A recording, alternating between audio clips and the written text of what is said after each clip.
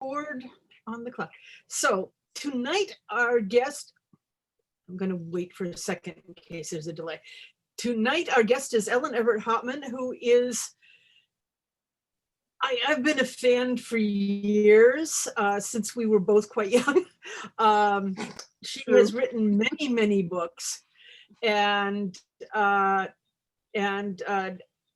got into, she's such a great herbalist. I let you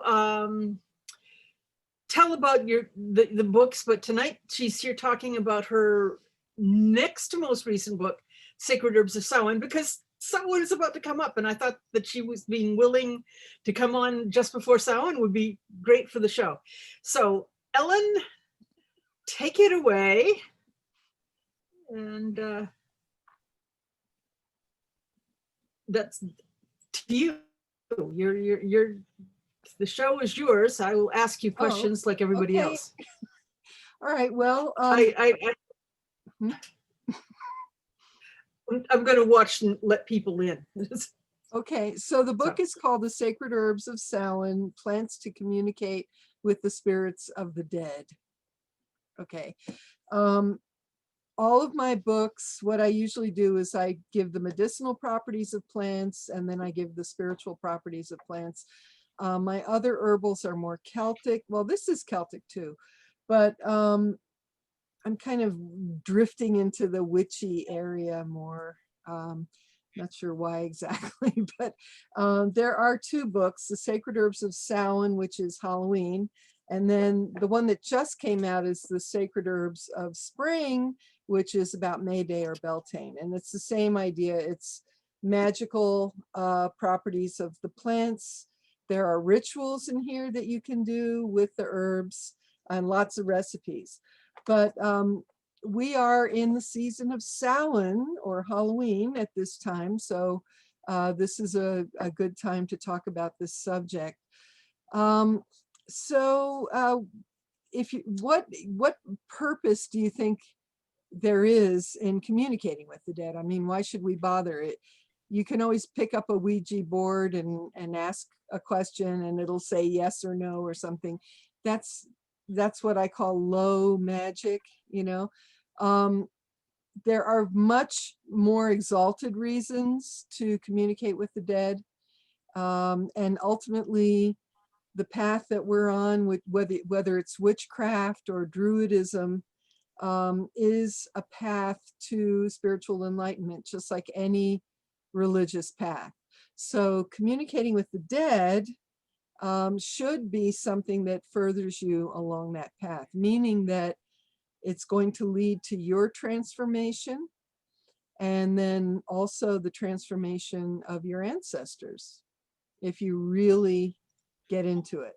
And it's a way of kind of saving the world and you know, healing the pain and the trauma in your own lineage.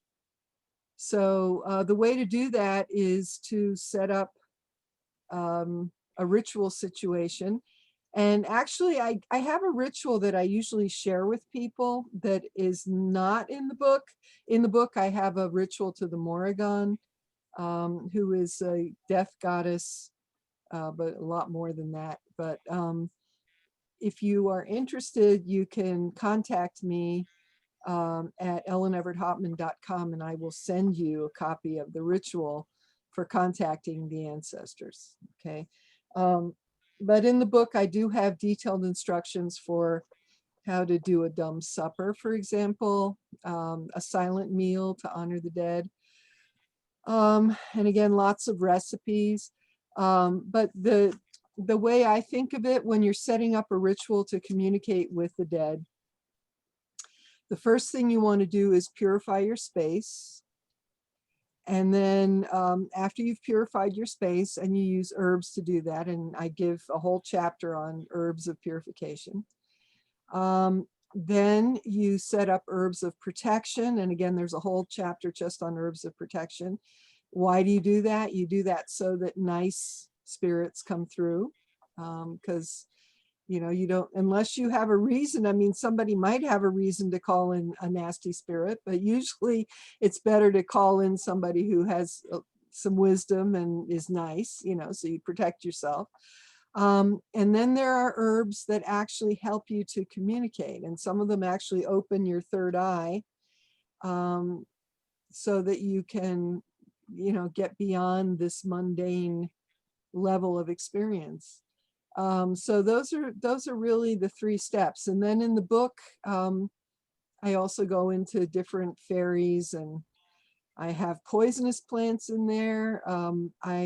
Every herb that I give, I have lots of cautions, you know, don't take this if you're pregnant, don't take this if you have diabetes, don't take this if you have a heart condition. You know, I try to be extremely responsible. And then with the poisonous plants, you know, I'll say, don't let this touch your skin. If you're going to work with it, you put it in a bag, you hang it around your neck so that it doesn't actually touch your skin. Don't use this herb, like belladonna, for example, don't burn it in a closed room. Only use it outside, you know, things like that. So you do have to be responsible, you know, if you're going to be using the plants. So do you want me to go into the specific plants, Chipicon, at this point? I would love to have, I noticed that you did start with the purification and protection. Not everybody knows how to purify. I love that you know, first you clean, then you ward, because Exactly. I know a lot of people put the barriers up and then try and clean. It's like, wrong order. So Yeah. please go get in more into the purifying. Pretend there are people out there who'll be watching this who know nothing. Well, I mean, even to the point of, if you're doing a ceremony in the house, and you're going to be calling in your ancestors, it's polite to clean the house. So you start with the basics. You clean the bathroom, you scrub the bathtub, you know, you wash the floors, you if the windows are gross, you clean the windows. You know, you vacuum, you literally purify your space. And when that's all done and everything looks nice, and you might even put out some flowers, you know, decorate the space. And then you start your serious magical work. And there are herbs, some of them are very obvious. I'm sure you've all worked with sage, for example. White sage is Native American, but we had kitchen sage. We had Salvia officinalis that we used in Europe. So you can use the white sage, but if you feel like that's cultural appropriation, you can use the kitchen sage. And juniper, if you have access to juniper, that's very traditional Northern European. For example, in Scotland, at New Year's, you smudge the house by burning juniper in the hearth, and to the point where the whole house is smoked. You know, and just make sure that you open windows. You have to crack the windows, crack a door. Always do that to make sure that if there's anything nasty in the house, it can get out. Because there's no point fumigating the place if there's no way for the spirits to get out. Okay. So you can do a bath. You can bathe in herbs of purification. You can burn them. You can asperge. Do you guys know what asperging is? You do, Jonathan? Exactly. Yeah, act like somebody in the audience doesn't know. So yeah, so you can soak the herbs in water, or you can make a tea, herbs of purification again, and you can take I like to take a tree branch, and then you dip it in the water and you sprinkle the water around. And I think you could do it with salt water too, but I like to do it with herbs. And it's really nice outside in the summer. You can do that to people. You can sprinkle all over people. But other herbs are yarrow, which you can carry or you can take a bath. And it's very good to, it's a warrior plant, so it wards off evil energies. You can add Angelica, Archangelica, you know, the Archangel Michael, he's also a warrior type. So by combining Yarrow and Angelica, you have a very strong purification, cleansing kind of energy going on. Basil, which drives away unwanted ghosts and spirits and protects the space from sorcery, ill-intentioned sorcery. You can make an incense, an exorcism incense with basil, rue, hyssop, and myrrh, which you can burn on charcoal in the house. You could have a bath in basil before you start your ritual. You could put salt in there. So there's just lots of different ways. Rue undoes hexes and curses. And again, you could take a bath in it. It gets rid of unwanted spirits, sends black magic back to the sender. You can take any of these herbs and make a wreath, hang it on the door, hang them on gate posts. You know, just hang them around the house or put them in bowls on the altar or on the table. Just work with them any way you can. Wear them. Make a spray the house. Make a tea with rue and rosemary and basil and lavender, mint, sage, vervain, yarrow. I have I have a whole chapter in the book, but if you took all the herbs of purification, made a nice tea, and then just went around spraying. Spray the ritual area, spray the house. So that's your first step. So you've cleaned the house and then you've purified. Okay. Any questions at this point? Well, No. I Yes. like the idea of spraying with the tea because I deal with a lot of people who have a lot of inhalation, sage allergies. There are people who have gone so overboard with the white sage that I understand that 10% of the pagan population has now got a sage allergy. So it's quite aside from cultural appropriation. So I like the asperging. I like the cleaning with it. I was wondering, you said banishing, was it basil would get rid of the unwanted Ghosts and spirits. So you want your wanted ones to come in. I want to avoid ticking off, say, the house spirits, my kitchen spirits. I don't want to annoy them. So, well, I would talk to them first.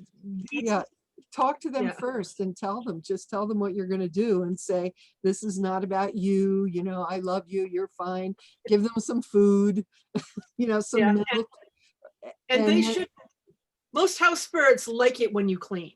So, yeah.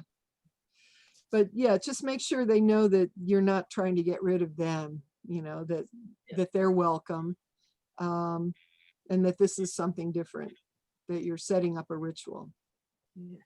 Okay. So then the next step is herbs of protection. The herbs of purification are also protective, but now you want something a little stronger because, you want to set up your barriers. Okay. So there are things like ground poplar buds, ground pine resin, dried ground rosemary, things like that, which you can burn. Or again, you could make a pine tea or a rosemary tea. Elder and wormwood are extremely protective. So you can make a wreath out of elder or wormwood or both. Or you could take, like this time of year, the elder bushes are losing their leaves, right? So it's hard to make a wreath. You can actually make a cross, an equal armed cross, which is a solar cross. The Latin cross has the longer base and then the smaller arms. The solar cross has equal armed. It's an equal armed cross. You can do that with oak. That's very protective. You could do it with elder. You could also do it with wormwood, but make a nice equal arm cross, bind it with red thread, hang it on the door, hang it on a gate post, you know, anywhere where things would come and go. In the old days, they would wrap it around the milk churn to keep the witches and fairies from stealing the milk. There's a very interesting herb called Fumatory, which you can burn or use as a wash. Again, you could bathe in it, you could wash with it, you could do a floor wash. Any of these herbs, you could also do a floor wash. And you can also sprinkle them in the ritual fire. And if you're doing a ritual inside in the wintertime, you could have a small cauldron and you could have a few candles in there and you could sprinkle the herbs on there. Bramble, rowan, mountain ash, ivy, sweet woodruff, all these things are very protective. Juniper, again, I talked about juniper in terms of purification, but you can place a bough of juniper over the door. You can make a necklace of the berries. You can burn juniper or rowan berries, make a tea. Nettles, if you have nettles in the yard, yeah, that's wonderful for repelling negative spirits. And I mean, just imagine if a spirit ran into a bunch of nettles, you know.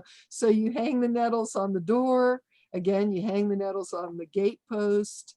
You can hang them around the room, depending on what your setup is. St. John's wort is a very interesting plant.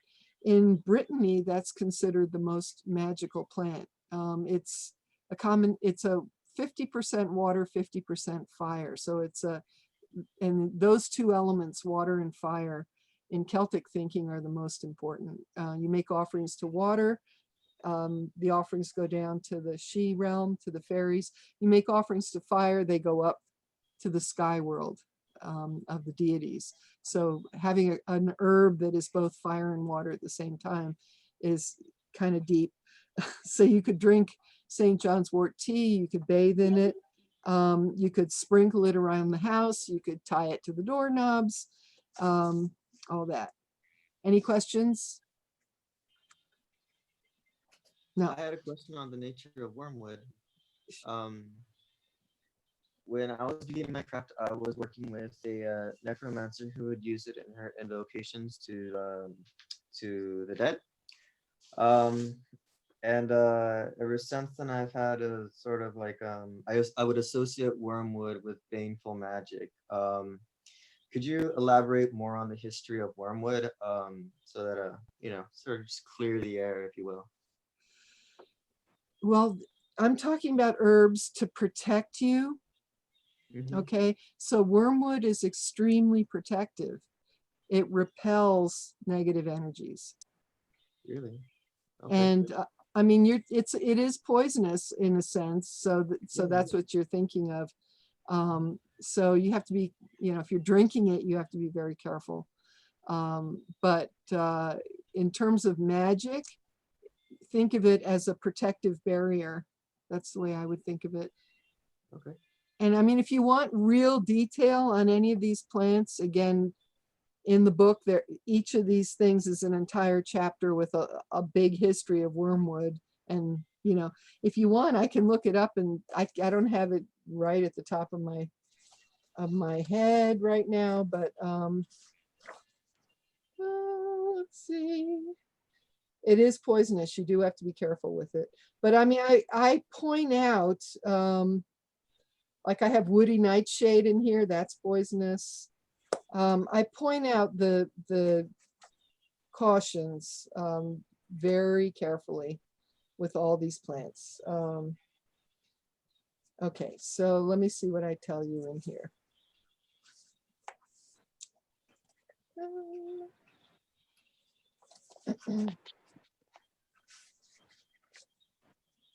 Yew is in here, that's also poisonous. Wormwood forms the base of the classic aperitif absinthe, sometimes called the green fairy, for its hallucinogenic effects. And perhaps because of its mind-opening properties, absinthe was a favorite drink of artists such as Toulouse-Lautrec, Degas, Manet, Van Gogh, Picasso, Hemingway, and Oscar Wilde.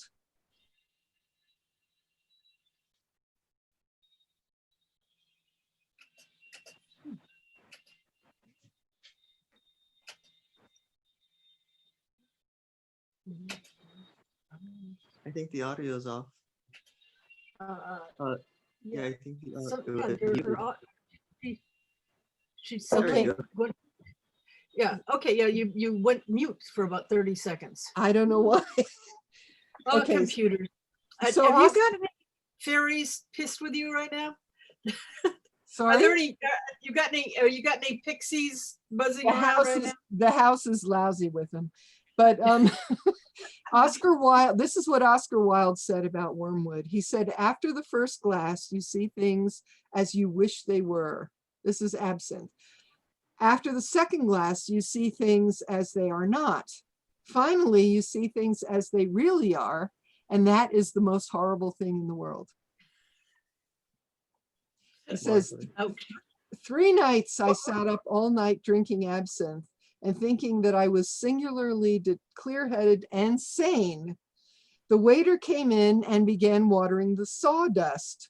The most wonderful flowers, tulips, lilies, and roses sprang up and made a garden of the cafe. Don't you see them? I said to him. Mais non, monsieur, il n'y a rien. That means no, there's nothing there, said the waiter. Anyway, like I said, there's a whole chapter and lots of cautions. Excessive use of wormwood or absinthe can result in headaches, cramps, vomiting, hallucination, kidney failure, nightmares, paralysis, nerve damage, and death. Do not use it internally except under expert supervision. Do not take this herb tea for more than 4 weeks. Women who are pregnant or breastfeeding should avoid it altogether. And then I go on. Do not use with anticonvulsants, etc. So I do that with every plant in the book. You may be able to clarify something for me. What is the difference between mugwort and wormwood? 2 different plants. Are they? I thought they were both Artemisia. Yeah, they're both artemisias, but they're not the same plant.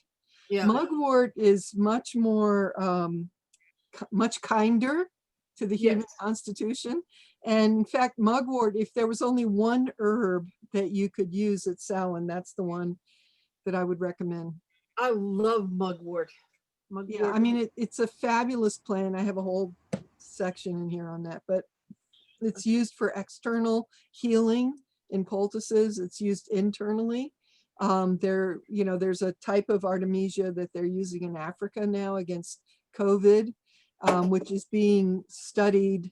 I haven't seen definitive results yet, but it's being studied right now by pharmacologists and doctors. But it is a type of Artemisia. And I mean, there's Wormwood.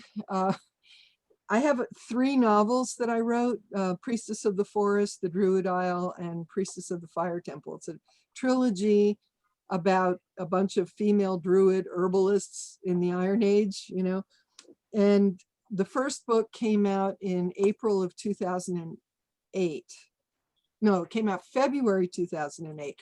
In April of 2008, archaeologists announced that they had found the first druid grave that they were sure was a druid grave. And when they opened it up, there was a container of wormwood in there. And in the book, I had written about that. I mean, as I was writing, I kept seeing all these rituals that they were doing with wormwood. And, it's like, and it's in the Anglo-Saxon, the 9 herbs charm. Yep. And, again, it's a fantastic wound herb, but it's also really good internally for, now we think maybe COVID. But certainly, flus, viruses, fevers, bronchitis, whatever. Oh, so many things. what is it when you can't And sleep? dream pillows. It's And used for, colic. Oh, wonderful stuff. yeah, it's used for dream pillows because it opens, well, it enhances dreaming because it actually opens the Ajna chakra, the third eye. And if you make a really strong tea of wormwood, I mean, not wormwood, of mugwort, sorry, of mugwort, and then drink it, it actually can help you to see things. For example, I went out under the full moon one time at Rites of Spring, and I walked out to the lake and I sat down, and I had just had 2 strong cups of mugwort tea, and I was just looking at the lake, and all of a sudden I realized I could see all the way to the bottom of the lake, and I could see all the plants that were at the bottom of the lake. You know, and I rubbed my eyes, you know, I looked again and I could still see it. So it literally opened up an ability to see things. So if you want to see the dead, that would be one of the plants. So then that comes to the next section. Now that you've purified the house, you've set up your protection, then you want your herbs that are going to help you to communicate with the dead. So mugwort would definitely be one. There's a very interesting plant called Dittany of Crete, which Aleister Crowley was fond of. And he learned about it from Blavatsky, you know, Madame Blavatsky, who wrote the book Isis Unveiled. But the Egyptians, it was sacred to Osiris.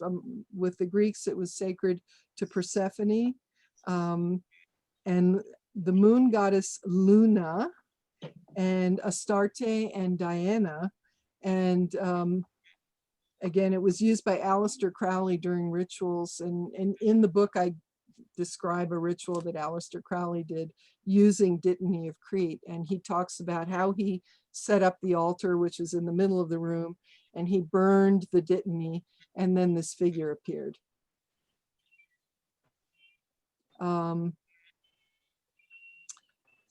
So lotus, of course, very important to the Egyptians. It's a symbol of rebirth. So it's very much about communicating with the dead. Lotus scent, or burning it, or wearing it, or bathing in it. And the lotus flower closes at night, and then it reopens again in the morning, and then it closes at night. So it's a symbol of rebirth. And in the Egyptian Book of the Dead, they have spells that transform a person into a lotus so that they can be reborn, you know. It's my favorite scent. It's just unbelievable. If you've ever put your nose into a large lotus flower, it's just unbelievable. But you burn it as incense to honor the dead, and also to help you cross into that realm. And I think lotus is probably the most spiritual plant that we have on this planet. Next to it would be rose. That's my opinion. But you know, this is about communicating with the dead in order to expand your own consciousness, and to reach out to your own ancestors, to get messages from them, and to help them, to heal your lineage, because you're the only one. You represent all of your ancestors when you're here on this earth, and you're the only one that can speak for them. You're the only one that can act for them, because they don't have bodies. So, you know, it's really important if you can heal, if you can set up herbs of healing and a ritual space, and, you know, calm your own heart and your own soul, and reach back to them, and, you know, help them calm down. That's an amazing work to do. Mullin is another plant, and Mullin is what we call herbally, it's a demulcent. It's very soothing. If somebody has a lung condition or something, Mullin is soothing. It's also used externally on wounds as a type of bandage. You know, the leaves were used as a bandage. So that's put into teas to help you see the other world, to open up your psychic abilities, for lucid dreaming, for astral travel.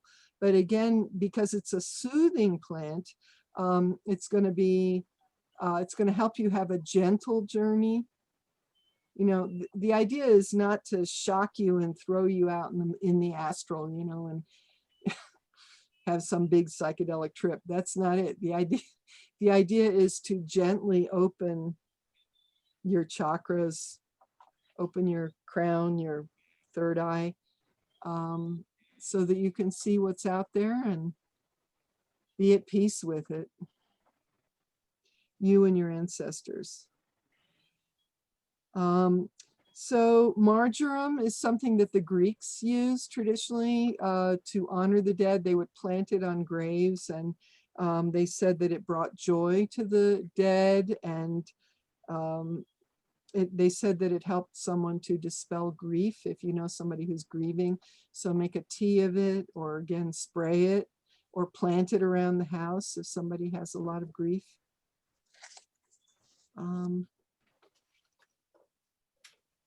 Any other questions? Do you know Hawthorne trees? Are you guys familiar with Hawthorne trees? We have American hawthorns, but there are also different species that grow in Ireland, for example. Those are very good trees for moving between the worlds. And they say that the tradition is that if there's a solitary hawthorn growing on a hill, that there's an entrance to fairy somewhere nearby. And of course, the ancestral realm and the fairy realm are pretty much the same. They're under the ground. So if you want to do shamanic travel and travel underground to meet the spirits, you can, hawthorn trees are really good for going down. You could also use an oak to travel down through the roots or up through the branches. Were you going to say something, Chipicon? I'm sorry. No, I was thinking, I'm wondering if I relate very strongly to maples, but maples are not a big European thing, so there's not as much lore about them. But I think that someone whose ancestors have been from New England for a very long time probably would relate to maples in a sacred way. Okay, Lois, you asked about where to find or buy the herbs. Most of these things I grow or I wildcraft them. So I mean, I would just say go to farmers markets where, you know, places, Whole Foods, you know, places where you can get the fresh plants. Otherwise, nettles, you can't buy nettles. I mean, you can buy dried nettles, but to get fresh nettles to hang around the house, you kind of have to grow them or wildcraft them. Find them out in nature. Otherwise, I mean, you can always order dried herbs. There's a million places, even Amazon, you can order them. You know, just Google the name of an herb. There you go. Mountain Rose Herbs is a good place. But yeah, there's a million places. I order stuff all the time on Amazon, but I order organic tinctures and herbs. You know, it's just whatever I'm looking for. If I haven't grown it or found it in nature and I need to order it, I just Google it, and then a million places immediately come up. So Amazon always comes first. yeah. Richters.com. Yeah, the problem with us, if you're in the States, I don't like ordering herbs from other countries, because when they cross the border, they either fumigate them or irradiate them to prevent pests, you know, from crossing the border.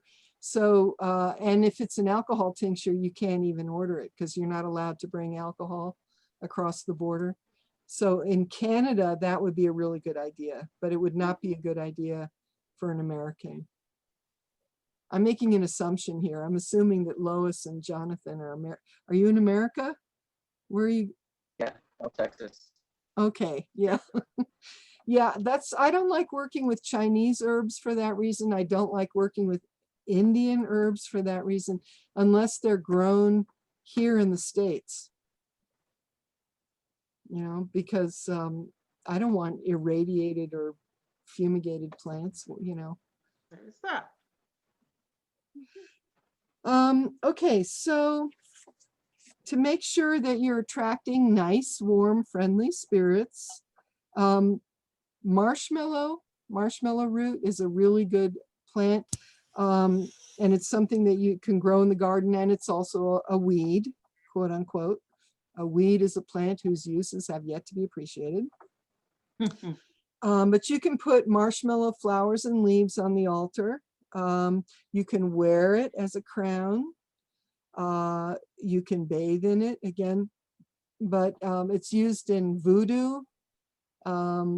It's used by root workers. You know, it just brings in very gentle, loving spirits.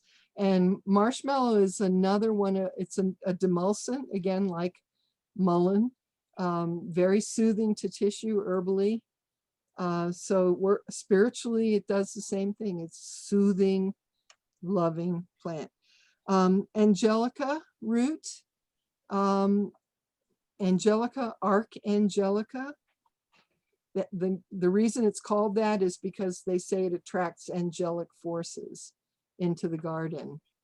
So you can wear it, you can drink it, you can bathe in it, you can eat it, you can make candy out of the stems. You know, any way that you use it,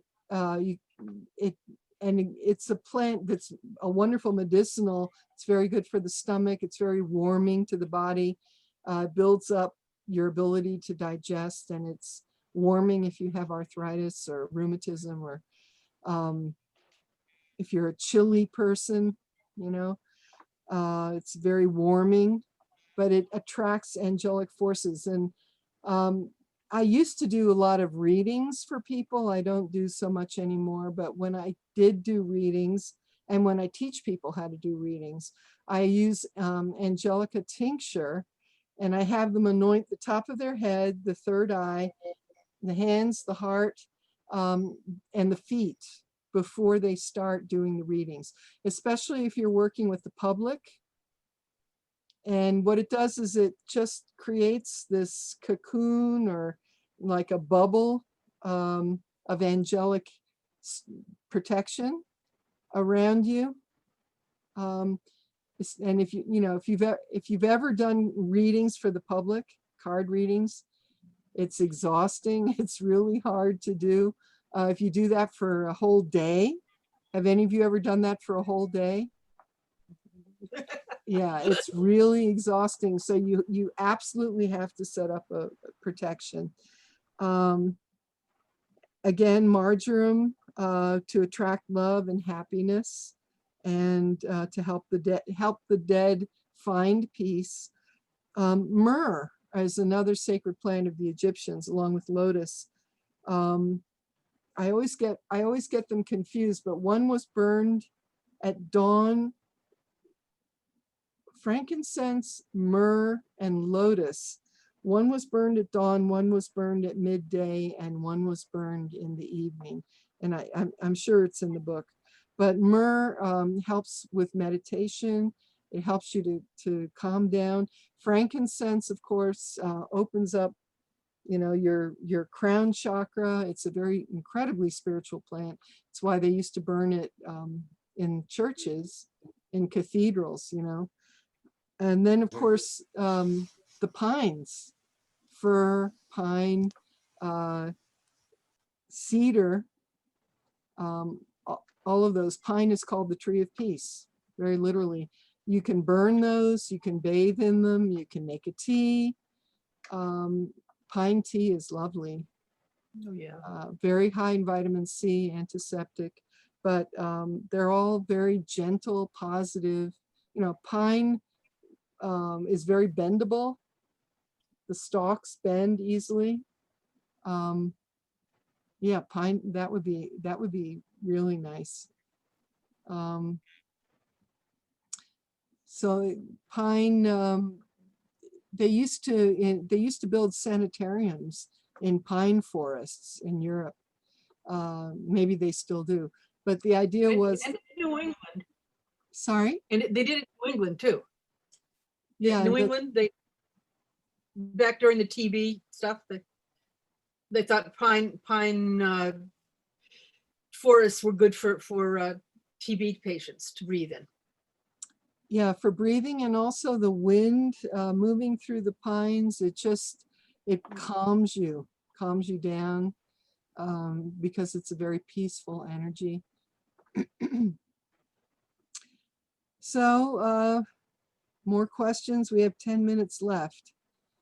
Well, before you run out of time, when you have finished all this, is there anything that you use herbs for at the end of the ritual to finish it off, or you just say goodbye to everybody and be happy? Well, after you've burned all this stuff and flung it all around the house, basically I just thank whoever I called in, you know. Can you speak a little bit more about the dumb suppers? And it's not at all unusual in any culture I know of to put out favorite foods for the dead. Mhm. And I assume, see, mediums would say that they're always, your beloved dead are always watching you. People who believe in reincarnation are more likely to think that they're going to come and visit occasionally when they're not too busy. So I assume that's why you clean the house and invite them over. It's like, hey, I know you're busy, but can you make time for me at Salmon? Well, I have a whole big chapter on the dumb supper in the book. I give recipes, things to cook, how to set up the table. Basically, you're setting up the table. You want to make sure that everything is within easy reach, so that nobody has to ask for anything, because the whole meal is silent.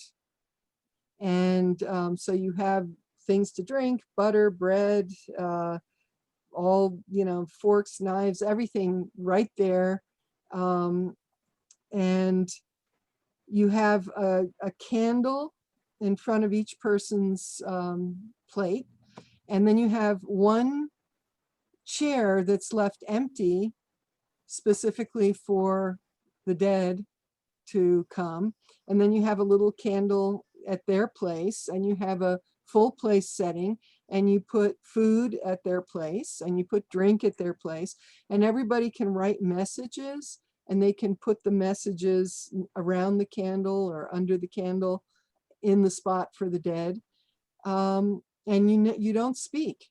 And basically, well, the person running it clears the dishes, brings in the food, and maybe they have a helper. And then after the supper is done, you could go outside, maybe around a bonfire, and have notebooks out there and pens, and people can write down if they got any messages or if they had any impressions. But when you're doing the dumb supper, it is a ritual.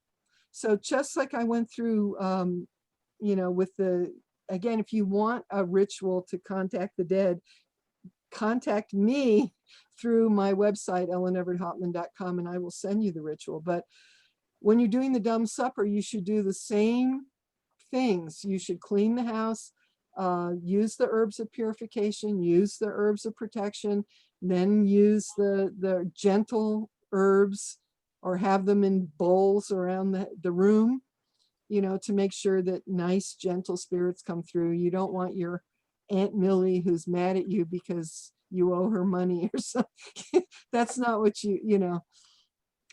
Anyway, so that's kind of the dumb supper. And dumb doesn't mean stupid. Dumb just means silent.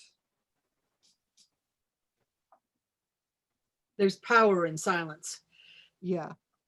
And it's really hard for people in our culture. And no cell phones. The cell phones have to be turned off and left in another room. Ouch. Yeah, I mean, I don't even have a smartphone, so it's not an issue for me, but a lot of people, the young ones especially, that's like death to them, you know. Yeah. Oh my God. But yeah, and ideally no electricity either.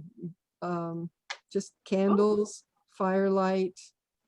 You know, you want to be in touch with the elements. You want to be, in other words, what's real. You want to be in touch with what's real. Fire, food, water, air.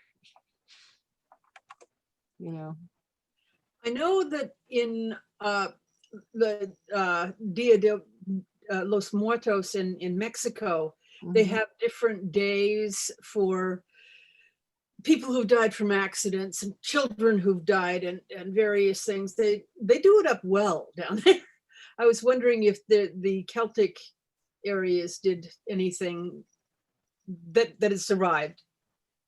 I mean, certainly rural Ireland and must have some stuff. You mean for different kinds of dead people? Is that what you mean? Well, for are there any traditions from Samhain that have remained in the Celtic use, even though Druids were hounded into obscurity? Well, it's all coming back, all of it. And I mean, Halloween itself is a Celtic festival. Mhm. And the church, they had a policy.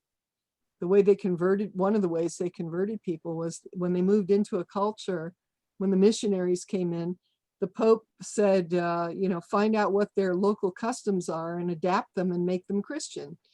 You know, so they took the highest holy day of the Celts, which is Samhain, and turned it into, you know, All Saints Day and all that.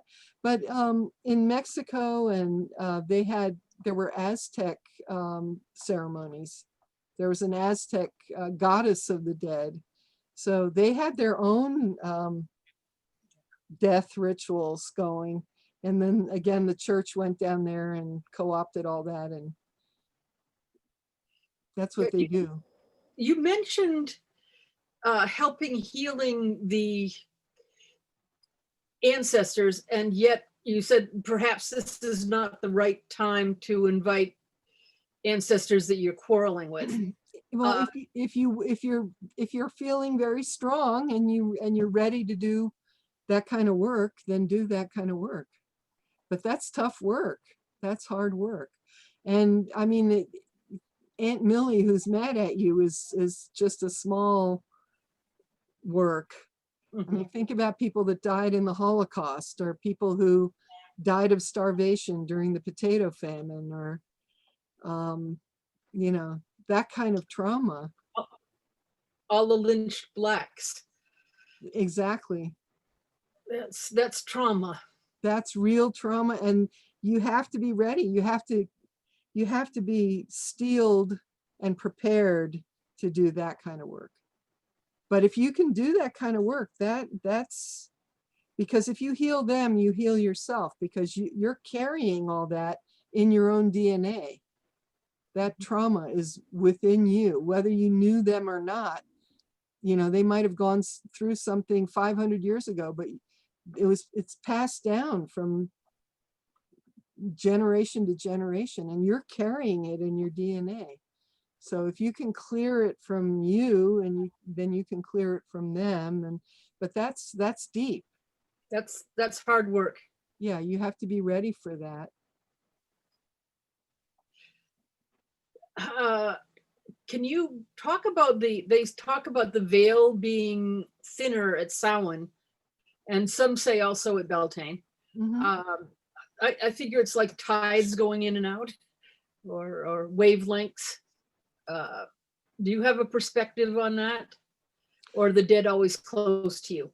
No, the reason I wrote the Sacred Herbs of Samhain and the Sacred Herbs of It was Spring. originally called Beltane, but they changed it to spring. It's because those are the spirit nights. Those are the two spirit nights. So Samhain is a portal between summer and winter, and Beltane is a portal between winter and summer. And for the ancient Celts, there were only two seasons, Mhm. summer and winter. So you're moving from one type of existence to another. You know, winter, everything shuts down. You go inside. That's when you could begin telling stories. You know, storytelling began again. You couldn't tell stories in the light half of the year because everybody was supposed to be out working in the fields or tending the cows. You're not going to be sitting around telling stories, you know. But in the winter, everybody's sitting around the fire telling stories. So it's just a completely different way of being. In the winter, the warriors were home.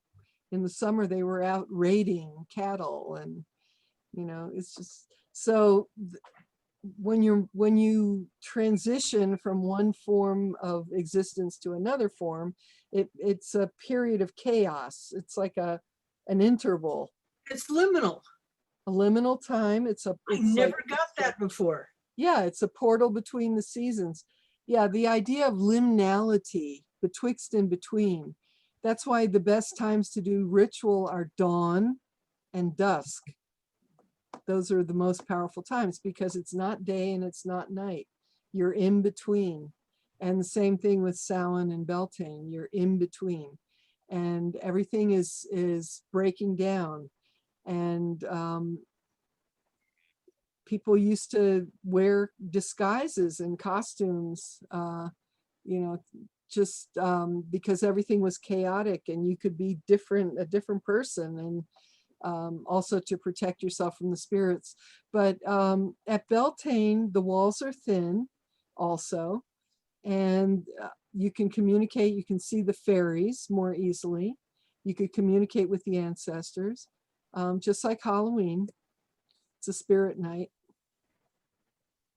But something that most people don't understand about Samhain and Beltane, and this is not in the book, so I'm just telling you, to establish the actual date, you have to go by the moon. So the whole idea of saying, oh, October 31st is Samhain, that's the Gregorian calendar, which didn't come until the 1500s, Pope Gregory the 13th, I think. So when is it actually Samhain? According to the Celts, it's Samhain at the dark of the moon in the 13th month. So that's November 15th this year. Okay, so it's not 2 weeks ago, it's 2 weeks from now. It's at the dark of the moon. Yeah, So it's going to change every year, the date. because So that- it's full moon this year. Not the real The- Samhain is at the dark of the moon. Not the real Samhain, yeah. Okay, so that's important. So this next 2 weeks are a Yeah. cool period for us. Right, exactly. And that's because life begins in the dark. The baby in the womb is in the dark. The seed underground is in the dark. The year begins in the dark. So it all starts at the dark moon, the dark of the moon. That's when you do your rituals. Okay. Beltane is at the full moon. Oh, neat. Yeah, it's a whole different way of thinking about it. I mean, imagine Beltane was like this big party, right? You don't want to have a party in the dark. Samhain, you were supposed to stay inside because it was so scary. You weren't even supposed to go out. You're supposed to stay in the house because it's dark. It's really dark. You can't even walk outside. You'll stumble and fall, you know. And then Imbolc is the first quarter of the moon, and Lunasa is the last quarter of the moon. Cool. Is that in the spring book? No, Oh, darn. Well, everybody here is very lucky. I'm just telling you. Any last questions before we stop the recording? All right, I have a everybody. commentary on that. I mean, I'm sorry? I have a commentary actually regarding the that down here. We have one of our commentators mentioned that we have 3 days of the dead. Jonathan, your anyone else voice is, ever I really can't, your voice is breaking up. I can't, can other people hear Jonathan? No, No, your voice is really breaking up. Can you type it in the chat maybe? I tried. Yeah. Oh.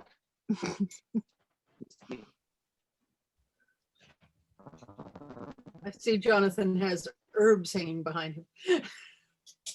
Oh, my eucalyptus.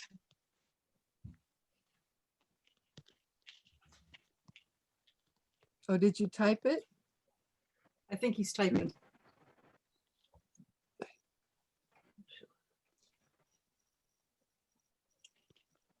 Okay, I'm gonna put my website. Oh, good idea.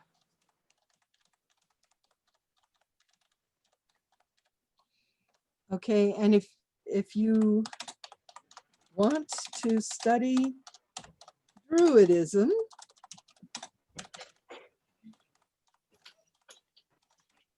tribeoftheoak.com. I have a Druid school at tribeoftheoak.com. Cool. Okay. Did John, It looks did like Jonathan- Jonathan's frozen. I'm sorry, did he type something? I don't see it. I think he may have gotten frozen. He hasn't moved. Oh dear. Oh dear. Well, I'll tell you what, I'm going to stop the recording, but I am going to invite everybody to come to Changing Times, Changing Worlds, where Ellen will be talking about real witches of New England, not just Salem, but there was a lot more interesting stuff going on, and she talked about to modern witches and studied and the. Do you have a book on that? You have a book on that one. Yes. And then so I'm going to end the recording now. Thank everybody and hope you'll come to all of the cool classes at Changing Time. There you go. Really cool book. I thought I'd read a book. You did that. I love the stuff in Connecticut. My God. Anyway, so thank you all. And I'm going to stop this recording now. But I'm going to leave the room open so that if Jonathan can get through to us, that would be nice if we can